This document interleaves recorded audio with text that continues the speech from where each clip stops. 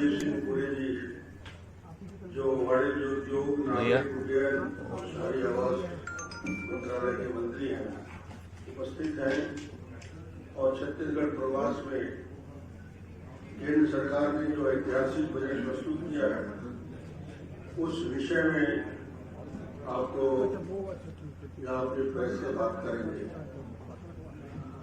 मैं उनका स्वागत पूरे छत्तीसगढ़ वासियों की ओर से, छत्तीसगढ़ से भारतीय जनता पार्टी और सभी लोगों की ओर से स्वागत करता हूं और आज सबसे पहले उन्हें धन्यवाद देता हूं। धन्यवाद इसलिए कि उनके कुशल नेतृत्व में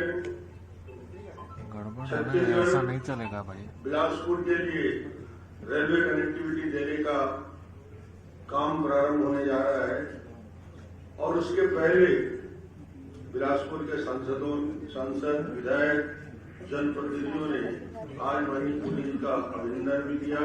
सांसदों का प्रयास रहा और हाईकोर्ट भी इस दिशा में विशेष रुचि रखा हुआ था। मैं धन्यवाद देना चाहूंगा रायपुर से बस्तर, जगदलपुर से हैदराबाद की महत्वपूर्ण उड़ान प्रारंभ करने के लिए, जिससे बस्तर की भी कनेक्टिविटी हमारी बढ़ी है और एक विशेष प्रयास माननीय पुरी जी का रहा कि एक बड़ी कनेक्टिविटी पूरा बस्तर क्षेत्र हमारा हैदराबाद और शेष दुनिया से जुड़ गया है। एक महत्वपूर्ण इसका रहा। 2-3 विषय इस रेलवे के संबंध में, रायपुर में जो मूलभूत सुविधाएं बढ़ी है जिसके बारे में भी जानकारी देंगे। उसके लिए भोपाल की कनेक्टिविटी, रायपुर नागपुर कनेक्टिविटी, ये जो आसानी से हो सकता है जिसके बारे में निश्चित रूप से भविष्य में कनेक्टिविटी मिलेगी। मैं धन्यवाद देना चाहूंगा रायपुर, नवा रायपुर, बिलासपुर के 3 शहरों को स्मार्ट सिटी में का दर्जा जो मिला और शायद एक शहर में 2 स्मार्ट सिटी अकेला रायपुर शहर को मिला है, इसके लिए धन्यवाद दूंगा। इस बार कुछ विषय जो छत्तीसगढ़ से संबंधित है उसको मैं थोड़ी बताना चाहूंगा, बाकी तो माननीय पुरी जी सारे विषय में जानकारी देंगे। और धन्यवाद देना चाहूंगा माननीय नरेंद्र मोदी जी को, माननीय हमारे वित्त मंत्री निर्मला सीतारमण जी को। प्रदेश में 3 नए राजमार्ग की सौगात, रायगढ़ से धर्मजयगढ़, अंबिकापुर से वाराणसी वाया वाड्रफनगर, गाड़ासार से पंडरिया बजट की भारतमाला परियोजना के तहत बुनियादी ढांचे पूरा करने के लिए किया गया। 1,81,000 करोड़ की रकम का 13,000 किलोमीटर भारतमाला परियोजना बननी है। इसका लाभ छत्तीसगढ़ को मिलेगा। आधुनिक एक्सप्रेस वे में छत्तीसगढ़ से गुजरने वाला है और इसमें रायपुर से विशाखापट्टनम जाने वाले 6 लेन एक्सप्रेस वे 464 किलोमीटर लंबी, ये उड़ीसा, नॉर्थ आंध्र प्रदेश और विशाखापट्टनम तक पहुंचेगा। निश्चित रूप से बहुत बड़ी योजना है। तीसरा महत्वपूर्ण जल जीवन योजना में छत्तीसगढ़ के 9 शहर इस मिशन में जुड़े हुए हैं। रायपुर, बिलासपुर, दुर्ग, भिलाई, राजनांदगांव, रायगढ़, कोरबा, अंबिकापुर, जगदलपुर, अमृत मिशन में हुए हैं। ये अपने आप में अद्भुत योजना है जो इन क्षेत्रों में शुद्ध पेयजल नल के द्वारा शहरी क्षेत्र को मिलने का योजना रहेगी और इस योजना का लाभ मिलेगा। अनुसूचित जाति क्षेत्र के विकास के लिए बस्तर और सरगुजा जिसका इफेक्ट होगा, इसमें 750 एकलव्य विद्यालय खोलने का विषय है। 100 सैनिक स्कूल खोलने का विद्यालय है जिसमें छत्तीसगढ़ को ज्यादा से ज्यादा लाभ मिलेगा। धान खरीदी के लिए उन्होंने 1,72,000 करोड़ का भुगतान किया है। निश्चित रूप से छत्तीसगढ़ की इकोनॉमी को आगे बढ़ने में मदद मिलेगा। ये प्रधानमंत्री जी की महत्वपूर्ण योजना जिसका छत्तीसगढ़ को ज्यादा से ज्यादा लाभ मिले, सैनिक स्कूल और अन्य विषयों में इन योजनाओं का बेहतर तरीके से हम लाभ ले सकते हैं।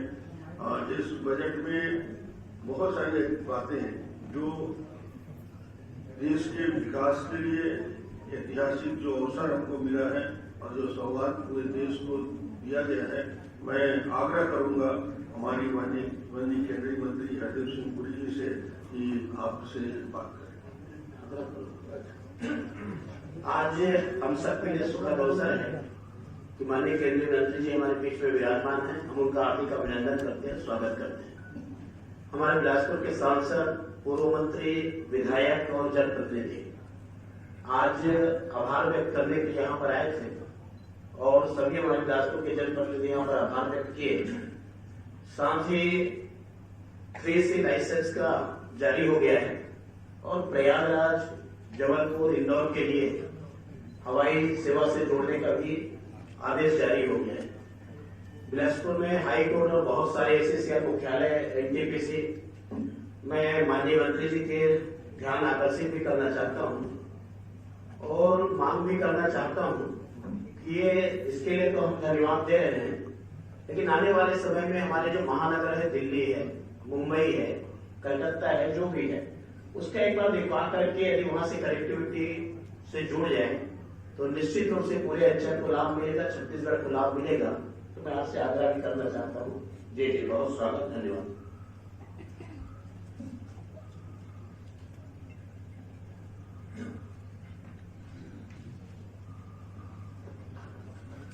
डॉक्टर रमन सिंह जी, आपने रेल कनेक्टिविटी की बात उठाई और ये जो सेंट्रल बजट है इसमें छत्तीसगढ़ के लिए क्या क्या प्रोविजंस रखी हैं। बहुत बहुत आपका धन्यवाद। आप ये गलत मत समझिएगा, पर मैं आपका बहुत लंबे अरसे से एडमायरर हूं। जब मैं जिनीवा में एम्बेसडर था तो मैं आपसे पूछ रहा था, 2005, 4 या 5 की बात है, मैंने आपका वहां स्वागत किया था और उस समय मुझे 15 साल पुरानी बात है, मैं कभी सोच भी नहीं सकता था कि आज ऐसे मेरे पास मौका मिलेगा। पर मैं कहना सिर्फ यही चाहता हूं कि यहाँ पे जो छत्तीसगढ़ में विकास का काम आपके नेतृत्व में हुआ है, ये डेवलपमेंट्स जो आज हम आपके सामने रख रहे हैं, रेल कनेक्टिविटी, एयर कनेक्टिविटी, ये सब शुरुआत तब से उनकी नींव रखी गई थी। मेरे पास आपके सामने अपनी तरफ से कई बातें मैं रखना चाहूंगा, पर उसके अलावा मुझे लगता है कि आप भी मुझसे कुछ प्रश्न पूछना चाहेंगे, कुछ इंटरेक्शन करना चाहेंगे, इसलिए मैं 2-4 चीजें जो आंकड़े आपके सामने रख दूं। और सबसे पहले तो मैं आपका धन्यवाद करना चाहता हूं। आपने एतवार के अपना कीमती समय निकाल के आप मुझसे ये आज की बैठक में बजट, आत्मनिर्भर बजट जो आया है उसके बारे में हम चर्चा कर पाएंगे। जहां तक रेल कनेक्टिविटी की बात है, 2021 और 22 का जो बजट है, इसमें छत्तीसगढ़ के लिए जो एलोकेशन है 3,650 करोड़, जो अब पूरा पिछला देख लीजिए, जो एवरेज बनता था 2009 और 14 का, 2009 से 14 तक 5 वर्ष जिसमें हमारी सरकार नहीं थी, कांग्रेस की सरकार थी, उस एवरेज का 21 और 22 का बजट 1074% हायर, 1074% उससे ऊपर है। अगर आप देख लें, जो 5 साल हमारी सरकार थी मोदी जी की, 2014 से लेकर 19 तक, उसका एवरेज निकाल लें, उससे भी छत्तीसगढ़ की रेलवे एलोकेशन 631% ज्यादा है। तो ये बहुत बड़ी जंप है रेल कनेक्टिविटी। क्योंकि आपने रेल कनेक्टिविटी की बात उठाई तो मैं समझता था कि आपके सामने ये सबमिट करूं। अब हम आते हैं सिविल एविएशन में एयर कनेक्टिविटी की बात। 2017 में मोदी जी की सरकार ने एक नई योजना बनाई, उड़ान योजना, उड़े देश का आम नागरिक।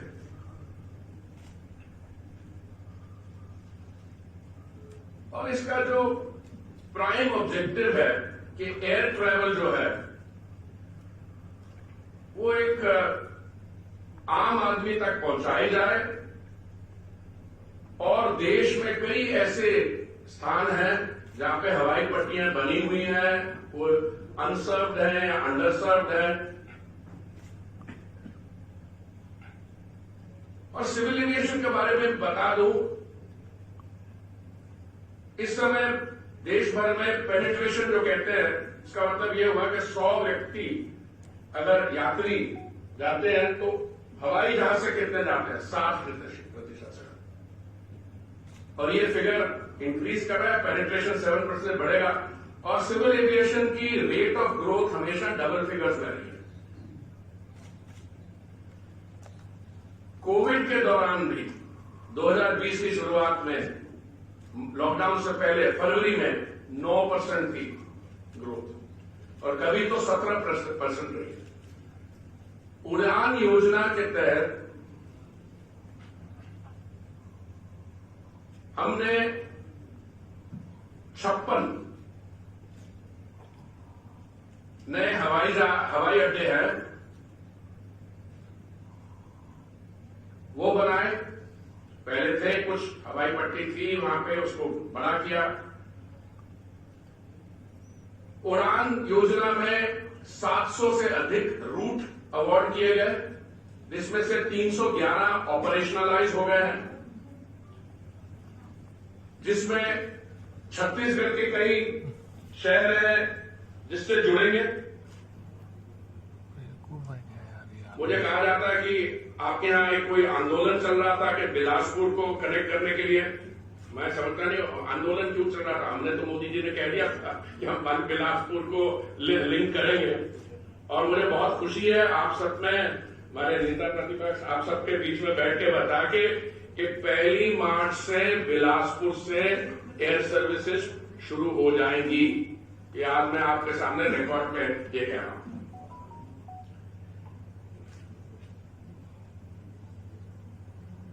देखिए, उड़ान योजना में क्या होता है, हम सरकार ने 4,500 करोड़ का बजट बनाया था 2017 में जब ये योजना आरंभ हुई थी। इसमें अलग अलग रूट्स अवार्ड होते हैं और फिर हम सरकार की तरफ से वायबिलिटी गैप फंडिंग देते हैं। तो अभी जो अलायंस एयर को मिला है रूट, बिलासपुर, प्रयागराज, जबलपुर, दिल्ली रूट, तो मतलब दिल्ली से इन शहरों को लिंक करके बिलासपुर का लिंक बन जाएगा। आपने बात की, मैं आपको आज इस प्रेस कॉन्फ्रेंस में ऑन द रिकॉर्ड कहना चाहता हूं कि मैं आपका सुझाव है उसको हम इंप्लीमेंट करेंगे। इसमें कुछ टेक्निकल बातें होती है, मैं जो आपके सामने रखना चाहूंगा। बिलासपुर की जो एयर स्ट्रिप है वो ATR 72 के लिए बनी हुई है, और इसलिए शॉर्ट हॉल में पूरी लोड के साथ वो प्रयागराज से, जबलपुर से, दिल्ली से प्रयागराज, दिल्ली से जबलपुर, फिर बिलासपुर से जबलपुर का वो तो हो सकता है। अब हम लोग ये कोशिश करेंगे कि शायद लोड पेनल्टी के साथ कैसे हम दिल्ली बिलासपुर डायरेक्ट फ्लाइट भी कर सके, और हम एयरलाइन से भी बात करेंगे और हमारे तरफ से प्रयत्न रहेगा।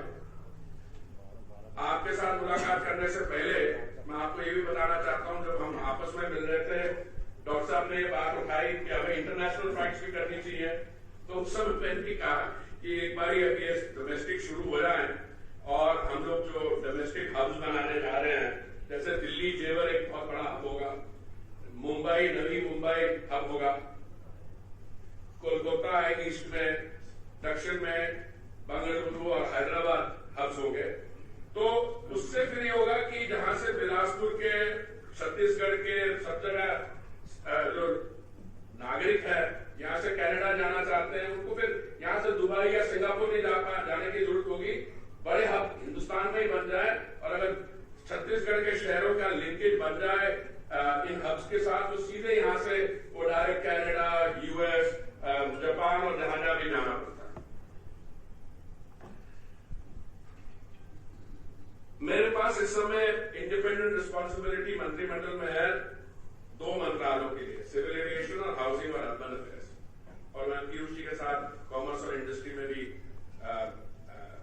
मेरी एसोसिएशन है। सिविल एविएशन के बारे में बता दूं कि हमारा इरादा उड़ान योजना का ये है कि ये जो 56 हवाई अड्डे हैं उड़ान के, उसको हम लेके 100 तक ले आए। तो इसमें ये मतलब है कि और भी शहरों की गुंजाइश है। नेताजी, अगर आपको लगे कोई और शहर को भी जोड़ना हो तो मेरे को बता देना, मैं आपकी बात को बहुत सीरियसली लेता हूँ। और सबको इसकी है, सरोज जी को बता देना, वो मेरे को तो और भी शहर जुड़ सकते हैं। मैं सिर्फ ये आपको पॉलिटिकल मैसेज दे रहा हूँ। दूसरा, ये जो 711 रूट, 700 से अधिक रूट हमने सैंक्शन किए थे, 311 ऑपरेशनलाइज हो गए हैं, वो भी हम 1000 तक ले जाना चाहते हैं। देखिए, मोदी जी की सरकार आने के बाद, उड़ान स्कीम के चालू होने के बाद और जो महामारी के दौरान जो हमने प्राइस बैंड किए हैं, मैं समझता हूं रेल यात्रा में और हवाई यात्रा में भाड़े की कमी बहुत कम रह गई है। अब इस समय जो हमारा प्राइस बैंड है, आप दिल्ली से मुंबई जा सकते हैं सेकंड क्लास एयर कंडीशन में, जिसका 3000 रुपया किराया है, और बाय एयर जा सकते हैं जिसकी लोअर बैंड 3500 है। तो बताइए, अगर 17 घंटे के आपको सफर करना हो और आपके पास चॉइस हो बाय रेल या बाय एयर, तो एक मैं समझता हूं कि एक बहुत रेवोल्यूशनरी चेंज आ रही है एयर ट्रैवल में। और इसमें छत्तीसगढ़, क्योंकि डॉक्टर साहब के समय जो हमने शुरू कार्यक्रम बनाए थे, जो काम हुआ था, उसको हम आगे ले जा रहे हैं। कुछ लोग इसकी जरूर क्रेडिट लेने की कोशिश की करते हैं, पर मैं यही देखता हूं, शुरू ये कब हुआ था काम उड़ान का 2017 में, और ये जहां कहां रहा है उसमें किसका कितनी कंट्रीब्यूशन है, मैं सबको क्रेडिट देने के लिए तैयार हूं। पर जो हकीकत है, फैक्ट्स है, वो तो हमारे सामने है। अर्बन अफेयर्स में, और ये मेरा लास्ट बात आगे रखूंगा, फिर मैं बजट के बारे एक दो चीजें कहना चाहूंगा। जब कांग्रेस और यूपीए की सरकार थी 2004 और 14 के बीच, उस समय इनकी जो अर्बन सेक्टर में सारी योजनाएं थी, उनको अगर मिला के देखे तो उसमें इन्होंने खर्चा किया था कोई 1,55,000 करोड़ के आसपास 10 साल में। मोदी जी की सरकार ने 6 साल में उससे 6 गुना ज्यादा किया, 11 लाख करोड़ के करीब। देखिए, जब पता लगा ये चीन से जो वायरस आई है, वुहान से, वहां के वेट मार्केट से, उस समय ज्यादा जानकारी लोगों को नहीं थी कि ये कितनी भयंकर और इसकी क्या इम्प्लीकेशंस हैं। पर जब ये पता लगा तो मोदी जी की सरकार ने, मोदी जी ने एक निर्णय लिया कि टोटल लॉकडाउन होगा। टोटल लॉकडाउन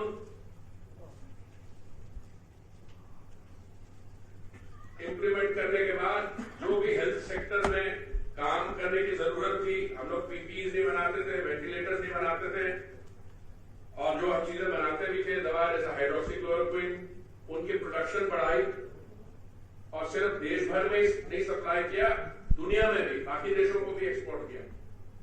लाइफलाइन उड़ान जो महामारी के बाद हमने योजना शुरू की थी, ये बाहर से 1500 टन मेडिकल सप्लाईज लाई है, देश भर में 945 टन डिस्ट्रीब्यूट किया, अलग अलग इलाकों में, नॉर्थ ईस्ट में जाके, ट्राइबल एरियाज में, सब जगह ये दवाइयां पहुंचाई है।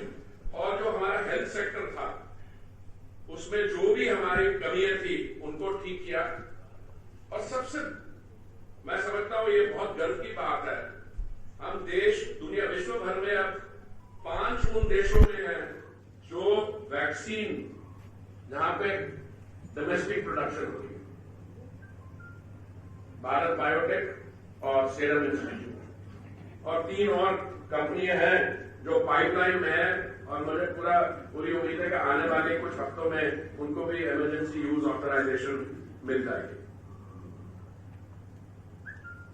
पहले 3 महीने जो थे पिछले फाइनेंशियल ईयर के, अप्रैल, मई, जून में हमारी इकोनॉमी 23% कॉन्ट्रैक्ट की, क्योंकि लॉकडाउन था, कोई इकोनॉमिक एक्टिविटी थी नहीं।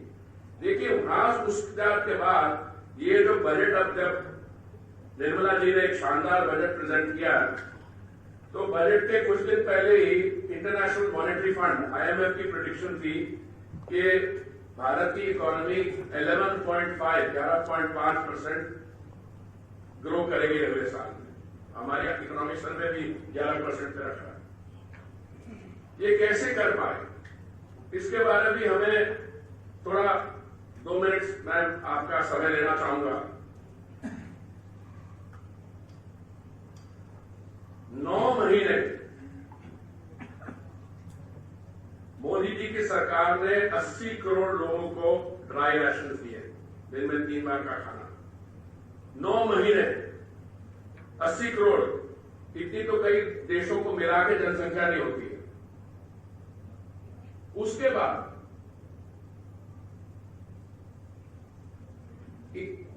आप जो भी सेक्टर देखिए, कैपिटल एक्सपेंडिचर देख लीजिए 35% बढ़ा, हेल्थ सेक्टर देख लीजिए 34% बढ़ा।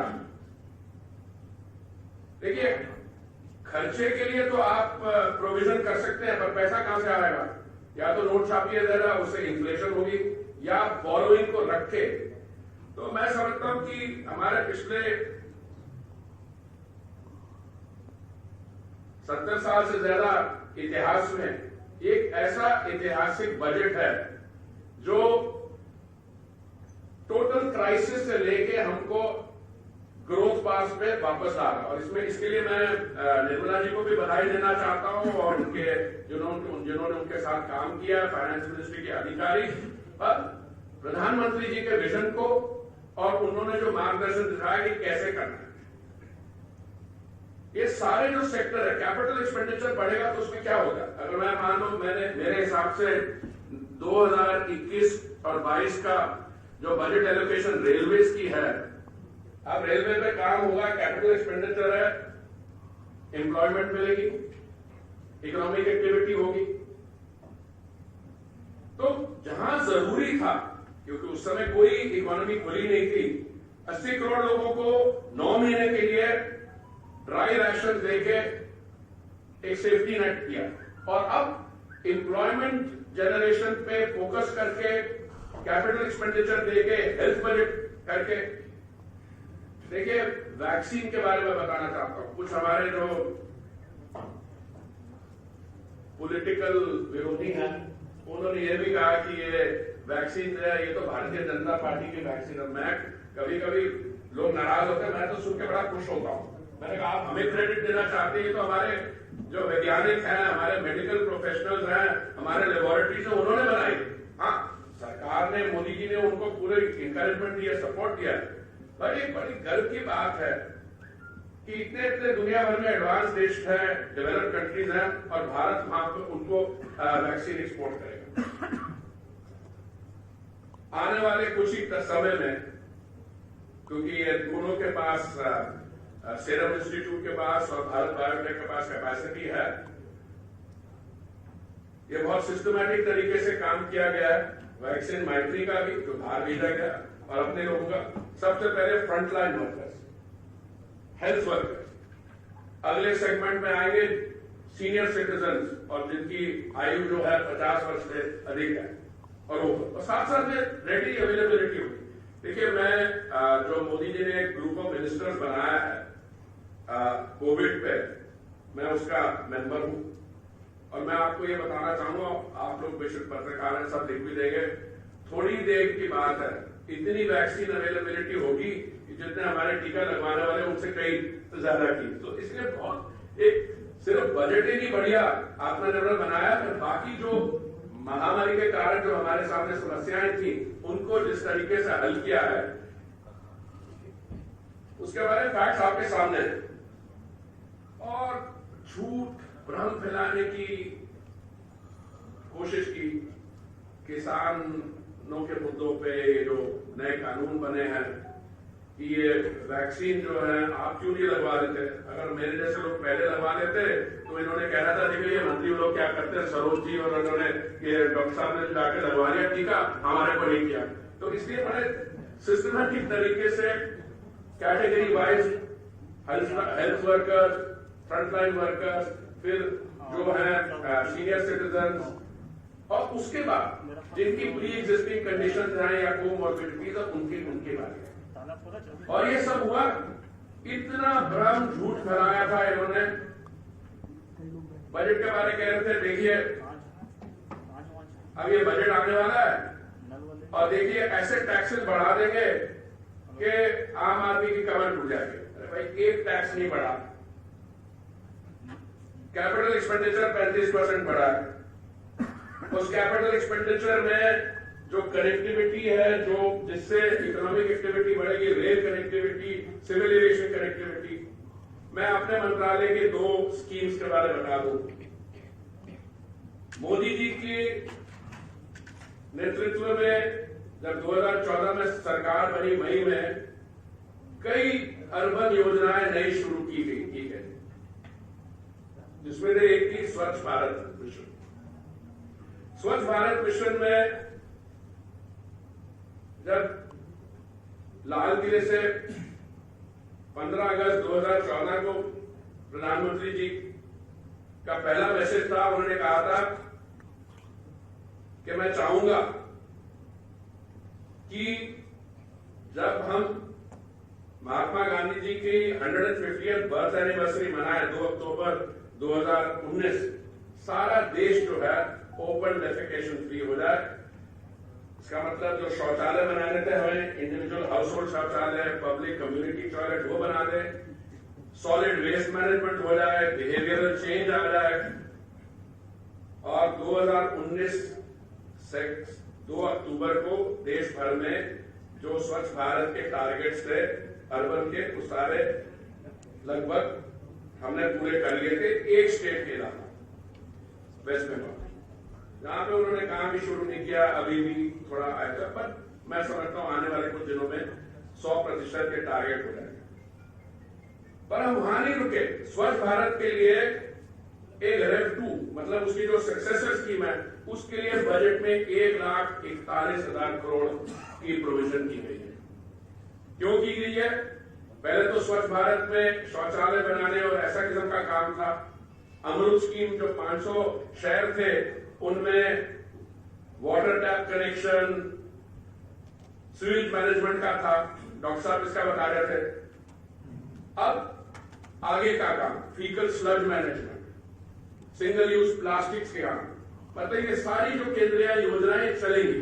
और जल जीवन मिशन, देखिए 500 शहर जो अमृत में इंक्लूडेड थे, जिनकी जनसंख्या 1 लाख से ऊपर थी, अब वो सिर्फ 500 नहीं रहेंगे। अब जो भी हमारी अर्बन लोकल बॉडीज हैं 4,400 के करीब, सब में वाटर टैप कनेक्शन दिए जाएंगे।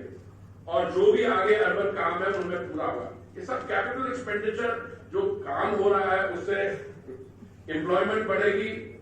अच्छा, ये बजट बढ़िया, ये सिर्फ मैं नहीं कह रहा, आप कोई भी देख लीजिए। सेंसेक्स जो है हमारी स्टॉक मार्केट, बजट की अनाउंसमेंट के कुछ घंटे बाद ही 2000 पॉइंट ऊपर चली है। इस समय 50,000 के ऊपर है। वो तो मार्केट सेंटिमेंट है। पर हमारे जो इंटेलेक्चुअल्स हैं, जो कमेंटेटर्स हैं, सबने बजट का स्वागत किया।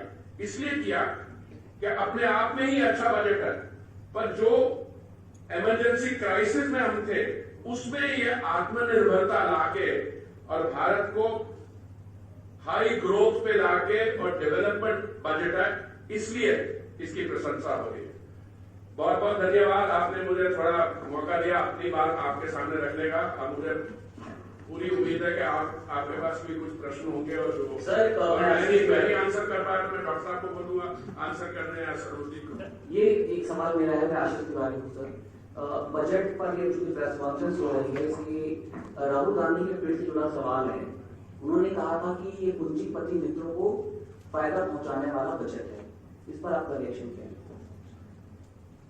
मैं दिल की बात बताऊं, राहुल गांधी जब कोई टिप्पणी देते हैं मैं ज्यादातर उस पर कमेंट नहीं करता हूं, क्योंकि कुछ दिनों के बाद उनको खुद लगता है कि वो बेवकूफी की बात कर रहे हैं। आप देखिए, प्राइवेटाइजेशन के बारे अगर आपकी मतलब ये है कि एयर इंडिया के बारे में, देखिए एयर इंडिया एक बहुत शानदार नेशनल एसेट है, पर कांग्रेस की जो सरकार थी या कांग्रेस लेड जो यूपीए की गवर्नमेंट थी, उसके दौरान एयर इंडिया की क्या हालत इन्होंने कर दी है। पहले तो इंडियन एयरलाइंस और एयर इंडिया का मर्जर कर दिया, वो मर्जर में और भी गड़बड़ कर दी। इस समय 60,000 करोड़ का एक्यूमुलेटेड डेट है एयर इंडिया का।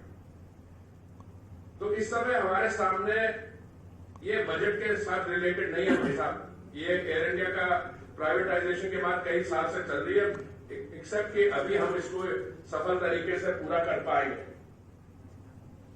हर साल सरकार की तरफ से 6,000 करोड़ एयर इंडिया को सब्सिडी देनी पड़ रही है।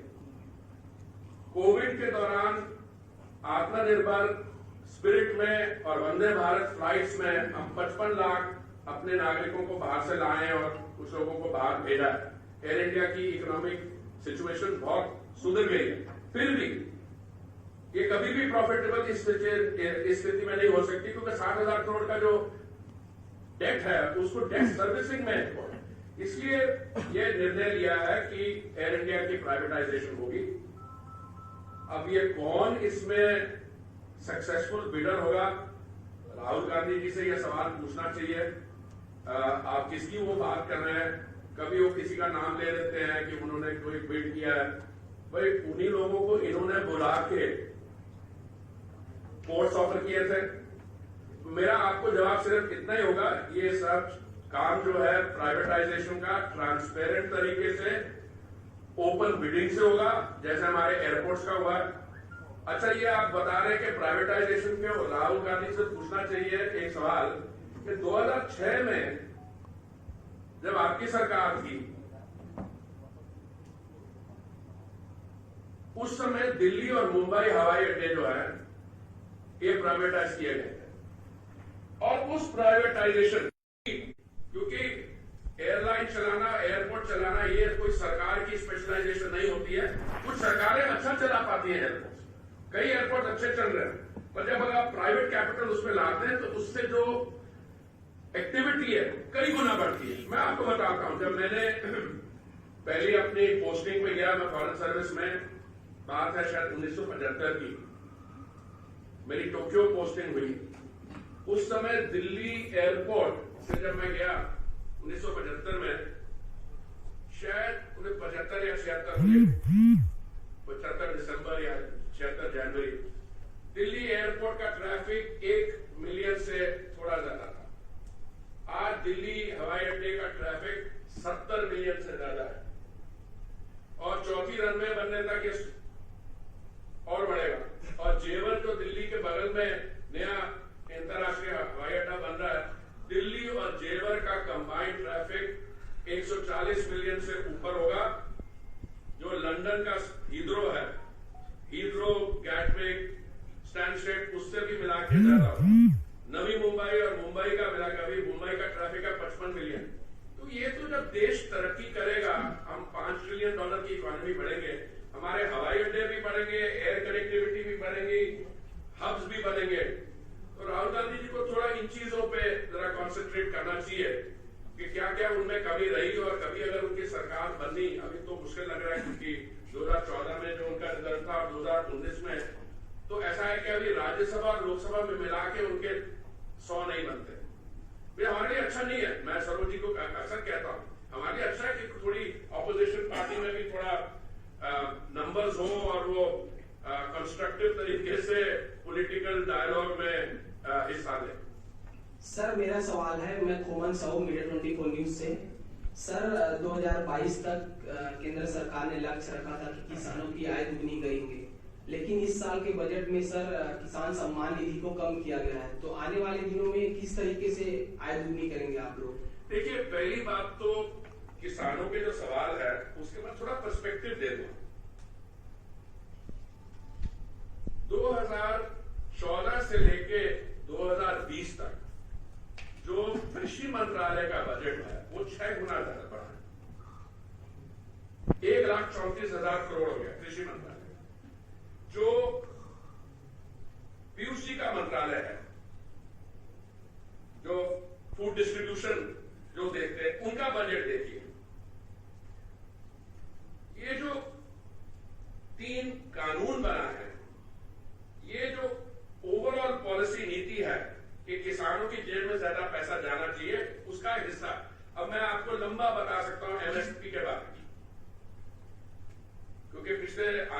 महीनों में हम सब में कृषि आंदोलन के चक्कर में वैसे जो 3 कानून पास हुए थे, मैं कई चीजें बता सकता हूँ। पंजाब, जहां से मैं पंजाब से आता हूँ और मैं इलेक्टेड यूपी से हूं, पर जो एमएसपी का बजट था, देखिए जब सितंबर में राज्यसभा में ये कानून पास हुए, 20 सितंबर के आसपास है, तो लोग कहते थे कि क्या झूठ फैलाया जा रहा था कि एमएसपी बंद हो जाएगी, मंडियां बंद हो जाएंगी। तो पैडी प्रोक्योरमेंट का सीजन था, मुझे याद है हमारे एक सहयोगी थे, उन्होंने कहा कि नहीं, हम एक स्टेटमेंट चाहते हैं कि मंडियां जो हैं ये रहेंगी और एमएसपी भी रहेगी। तो हमारी तरफ से, प्रधानमंत्री जी की तरफ से एक स्टेटमेंट दी गई कि एमएसपी विल कंटिन्यू,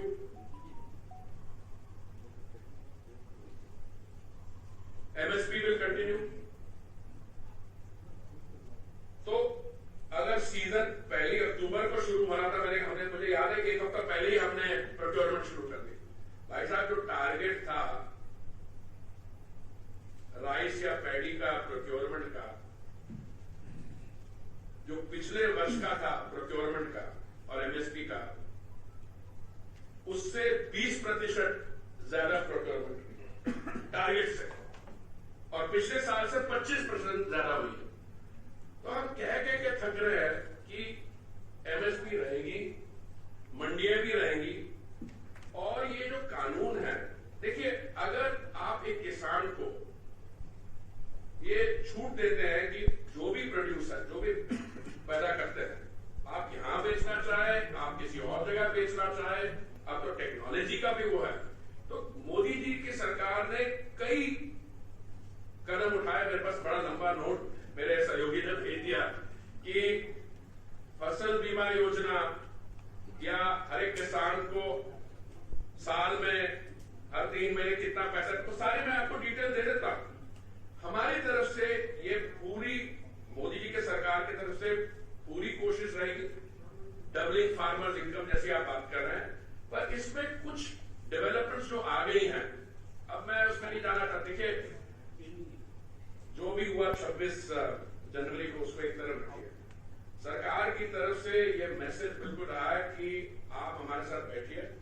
11 राउंड शायद डिस्कशन हो चुकी है, 11 राउंड में हम दोबारा मिलने को तैयार हैं। आपको लगता है किसी में कोई कमी रह गई है, जो रह गया, बाकी जो बजट में एग्रीकल्चर सेक्टर के है, उसके मैं आपको सारे आंकड़े दे दूंगा। मैं अगर आप चाहे तो दे देता हूं, नहीं तो मैं आपसे अलग दे दूंगा। सब पब्लिक फिगर्स हैं।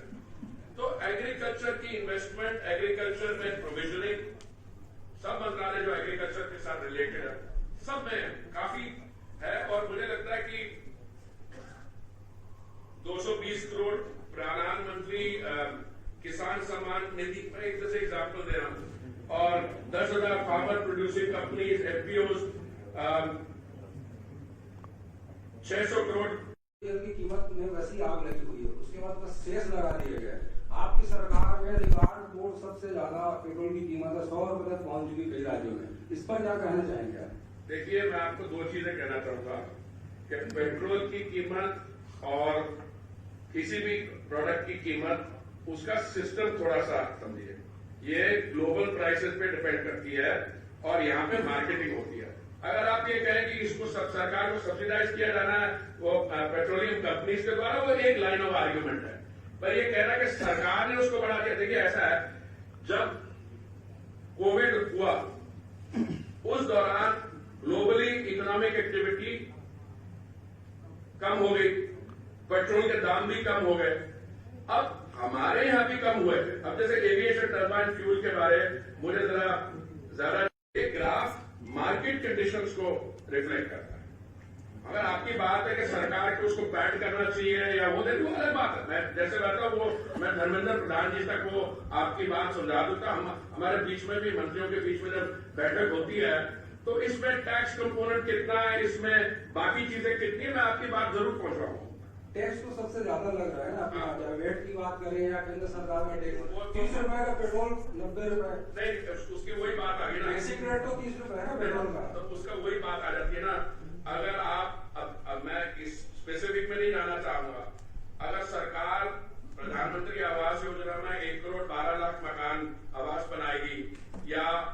बाकी योजनाएं होंगे, वो भी तो कहीं से टैक्स करके पैसा आएगा, तो इसकी मैं बता रहा हूँ चर्चा हो सकती है, पर धर्मेंद्र प्रधान जी इसकी बहुत सेंसिटिव है और वो मैं जरूर, मुझे विश्वास है उसको देखेंगे कि प्राइस कितनी है और कैसे जानी चाहिए।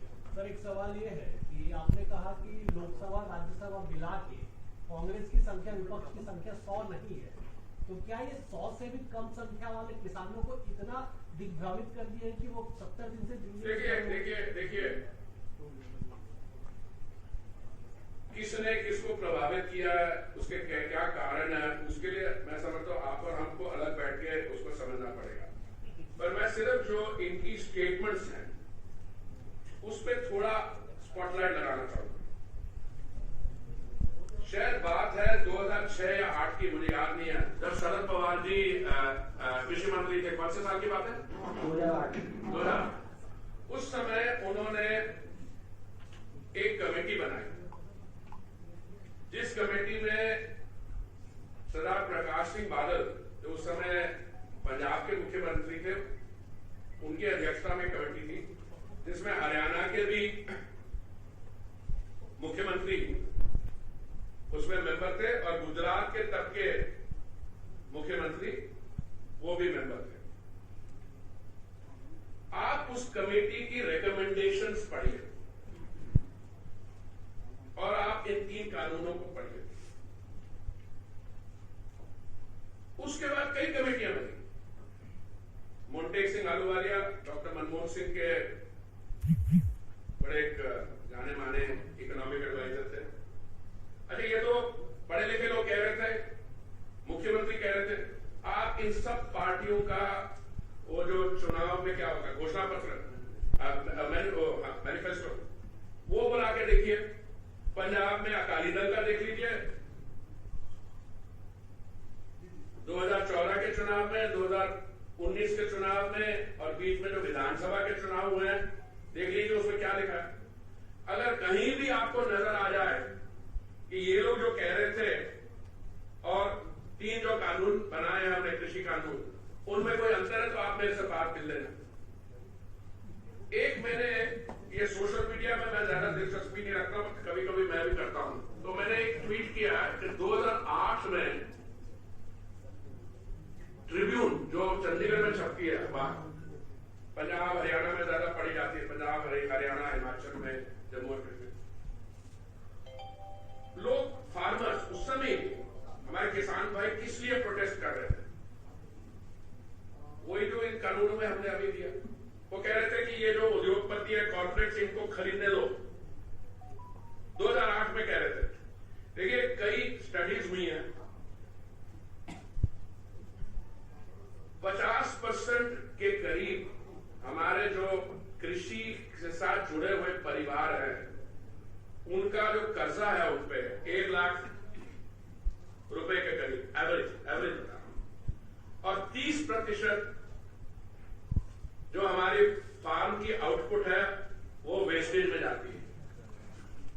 तो अगर आपको सेंसिबल नीतियां बनानी है, अब उसका झूठ फैलाना कि एमएसपी चला जाएगा, अब वो कुछ ये कह रहे हैं, आपने किसी को वो माओवादी कह दिया, खालिस्तान, वो अलग बात है। देखिए अगर कोई भी आंदोलन होगा, कोई आदमी तो उसमें आगे फायदा उठाएगा। आप ही आंदोलन शुरू कर दीजिए, देखिए कहां से आपको मदद मिलती है।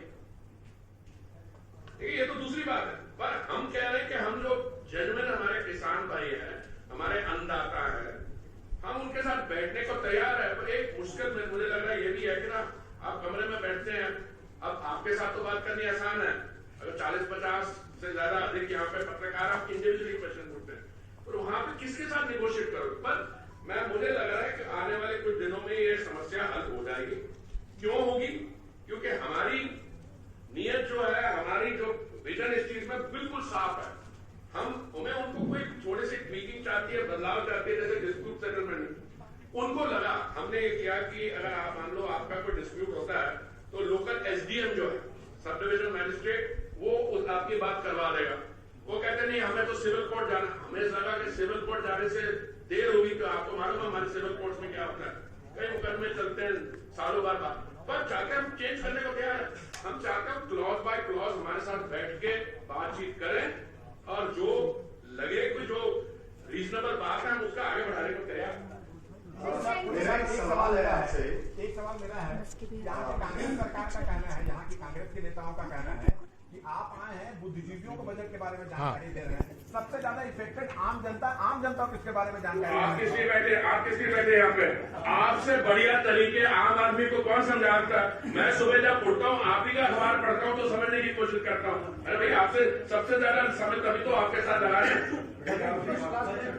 अच्छा पुलिस साहब, ये बस्तर से दिल्ली फ्लाइट की कोई योजना है आपके पास? मेरे पास बड़ी योजनाएं है। मेरा दिल जो है वो कहता है, मैंने आपको एक फिगर दिया कि मैं जो एयरपोर्ट्स हैं इनको उड़ान वाले कितने 55 या 56 इनको 100 लूंगा, बस्तर भी इंक्लूड होगा। और इसमें ये नहीं कि मैं पेन के साथ लेके बैठ जाऊंगा, मैं योजना बनाऊंगा। हम वहाँ पे एक इंफ्रास्ट्रक्चर बनाएंगे और प्राइवेट एयरलाइन ऑपरेटर को बीजीएफ देंगे। पर मैं अगली बार जब आऊंगा ना, जैसे आंदोलन के बीच में गड़बड़ है क्या बिलासपुर में कितना 254 चल गया कैसे चलता है और वीडियो ऐसे बनता है। हाँ वो वही तो मैं कह रहा हूँ ना, वो ऐसे हमने ऑलरेडी अनाउंस कर दिया था, बिलासपुर सब हो जाएगा। बड़ा सवाल ये है कि बजट केवल चुनावी राज्यों को ध्यान में रखकर बनाया गया है। आपके यहाँ कब चुनाव हो रहे हैं यहाँ? बाकी जो आपके यहाँ कब चुनाव क्यों आ रहा है? मैं कोई चुनाव के लिए देखिए, मैं इसे बोलूँगा आपके साथ जो भाई साहब बैठे हुए हैं राहुल गांधी के बारे में बताया, विपक्ष किसकी बात कर रहे हैं? मैंने अभी आपको बताया, मेरे एक जाने माने टीवी एंकर हैं, उन्होंने मैंने उनसे पूछा, मैंने कहा क्या माहौल है आपके यहाँ का? कहने नहीं, टीवी पे तो आना विपक्ष के लोगों ने बजट की बात नहीं कर रहे थे, नहीं करते। एक को निमंत्रण दिया, बोला कि आप आइए टीवी पे चर्चा करिए, वो बजट के बाद जो डिस्कशन होती है, तो मैं क्या करें? IMF भी कह रहा है भारत की इकोनॉमी 11.5% ग्रो करेगी। तो इससे देखिए विपक्ष का कुछ बात करने का उनका वो रोल बनता है, तो उसके आगे कोई अदल की बात अगर हो, उसको हम बैठ के हम भी बात करने को तैयार है।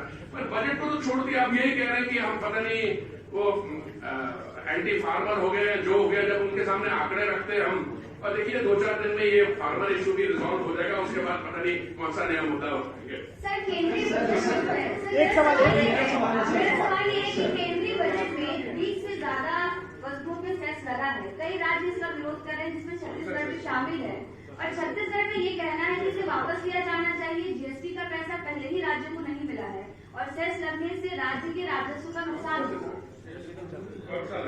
मैं अलग से पूछ लूंगा आपको कौन सा 20 से ज्यादा कमोडिटीज है, आप बताइए ना कौन सा सेस लगा मैडम? शामिल है, पेट्रोल डीजल भी शामिल है।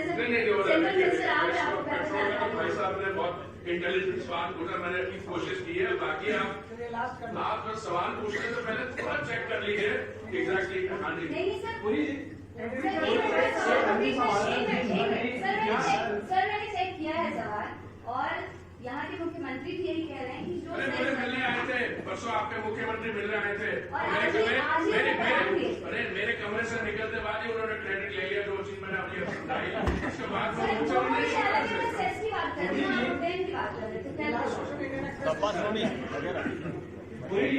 ये बताइए कि क्या ट्रस्ट डेफिसिट केंद्र सरकार का जो किसानों के साथ इतना गहरा है कि उन्होंने एक डेडलाइन आपको दे दी है 2 अक्टूबर तक, और अगर ये डेडलाइन तक भी अगर ट्रस्ट डेफिसिट नहीं होता है तो क्या सरकार के लिए बहुत बड़ा ये क्या बैकफुट पे वो सरकार नजर आएंगी?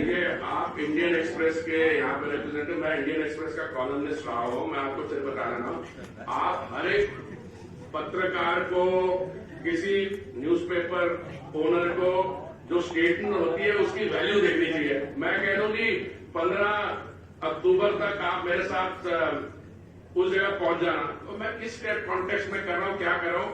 चलिए आप ऐसे करना, अगली बार आप दिल्ली आएंगे ना, 2 अक्टूबर के पहले तो आ रहे हैं हम दिल्ली, मैं आपको चाय पिलाऊंगा, उस समय पता करूंगा क्या हुआ।